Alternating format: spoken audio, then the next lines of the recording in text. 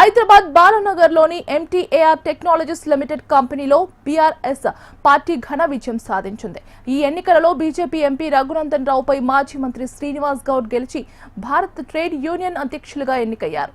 MTAR company యాజమాన్యంతో మాట్లాడి 359 మంది కార్మికులను పర్మనెంట్ చేసి కార్మికులను క్యాంటీన్ను ఏర్పాటు చేశామని శ్రీనివాస్ గౌడ్ తెలిపారు. అదేవిధంగా కార్మికులకు బేసిక్ ను 30% నుంచి 50%కు పెంచడం జరిగిందని తనపై నమ్మకం పెట్టుకుని గెలిపించిన కార్మికులందరికీ కృతజ్ఞతలు తెలిపారు.